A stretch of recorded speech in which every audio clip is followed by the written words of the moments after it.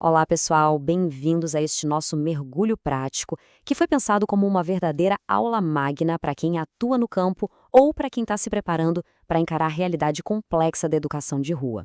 A gente vai destrinchar um material riquíssimo publicado pelo Unicef, que traz a visão transformadora de ninguém menos que Paulo Freire sobre o papel do educador. Então, ajeitem-se aí, porque vamos preparar o terreno para uma prática que faz a diferença de verdade. O nosso roteiro hoje é super direto. Vamos passar pelo cenário da exclusão urbana, a criança como sujeito ativo, o pasmo pedagógico, a prática transformadora, modelos práticos de atendimento e, por fim, a postura do educador democrático. Vamos construir juntos esse caminho que vai da crise macroeconômica até a mentalidade que a gente precisa ter na rua. Ponto número 1. O cenário da exclusão urbana. Para começar, não dá para simplesmente pisar na rua sem antes entender de onde vem tudo isso, né? É fascinante e, ao mesmo tempo, assustador ver como essas grandes engrenagens da sociedade esmagam a vida cotidiana. Pensa bem, o crescimento desordenado das periferias urbanas e aquele forte êxodo rural-urbano superlotaram as nossas cidades. Quando a gente soma isso ao alto desemprego e à inflação da comida no prato, o resultado é uma exclusão econômica brutal. E o impacto dessa crise social força muita gente para a extrema pobreza, virando de cabeça para baixo o dia a dia das crianças. E é exatamente aí que a gente percebe como essa exclusão econômica molda quem a criança de rua se torna. Elas não estão lá fora de brincadeira. A rua transforma essa garotada em adultos prematuros, na marra. Aquele jeito meio arisco, defensivo, cheio de astúcia, não é um defeito de caráter, sabe? É pura tática de sobrevivência, gerada pela falta de afeto familiar e pelos maus tratos. É na rua que elas acabam resolvendo as necessidades mais urgentes, desde comer até se proteger. E quando a gente observa essa realidade crua, de perto, o coração aperta, mas a mente precisa trabalhar. Essa resiliência de conseguir descansar no concreto mostra que estamos lidando com um produto de um sistema extremamente injusto. Ver isso é o nosso ponto de partida emocional e visual para não perder a humanidade nesse trabalho. Ponto número 2. A criança como sujeito ativo. Entendendo a raiz do problema, a gente precisa dar um giro total na forma como enxerga essas crianças. E aqui entra a mudança de paradigma sensacional que o Paulo Freire propõe. Ele dizia que a gente precisa esquecer, de uma vez por todas, essa ideia da criança como um objeto de caridade coitadinha, passiva. Não, ela é um sujeito ativo, participante da própria história. Sem perceber isso, qualquer coisa que a gente tente ensinar vira só uma invasão do espaço dela. O que nos traz a um dos conceitos mais profundos desse material, a paciência histórica. Quem é profissional de campo, atuando como mentor, tem que praticar isso todo santo dia. É literalmente a arte de esperar.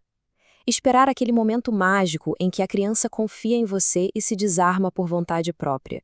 Entrar atropelando tudo antes desse momento é quebrar a ponte de confiança antes mesmo de construí-la. Ponto número 3. O choque do pasmo pedagógico. Só que, pessoal, mesmo indo com a melhor das intenções e com a teoria em dia, a rua dá os seus sustos. Aí a gente esbarra de frente com o tal do pasmo pedagógico. Se você está começando na área, prepare-se, porque vai acontecer com você. É aquele choque gigantesco de não ter respostas imediatas. A realidade na rua é dura, complexa, a comunidade cobra que a gente resolva tudo para ontem e, de repente, você se vê sem solução rápida. Sentir essa perplexidade é o normal. Na verdade, é o primeiro passo para crescer como educador. Mas como a gente sobrevive a esse choque, desenvolvendo habilidades emocionais muito táticas?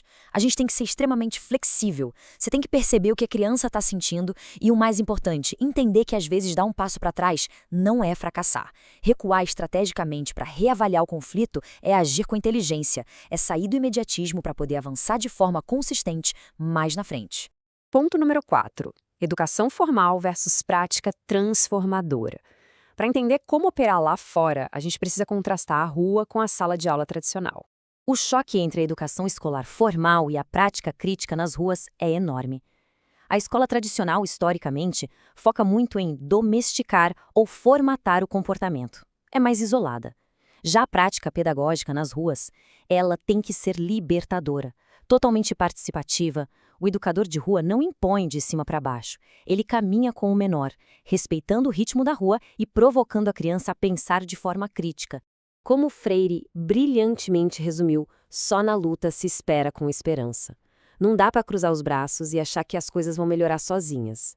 A esperança do educador de rua é uma esperança arregaçada. Exige compromisso ativo, político, suando a camisa lado a lado com quem está marginalizado.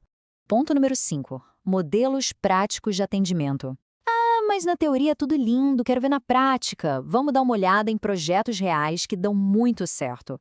Esses exemplos documentados pelo Unicef matam a cobra e mostram o pau. A gente vê projetos incríveis como a República do Pequeno Vendedor, em Belém e Jaboatão, o Salão do Encontro, em Betim, o Ação Guambras, lá no Equador, e iniciativas em Coatzacoalcos, no México. Eles provam por A mais B que dá para ter modelos de atendimento fantásticos, com custo baixo e que cobrem muita gente, integrando a comunidade sem ter que trancar as crianças em abrigos institucionais.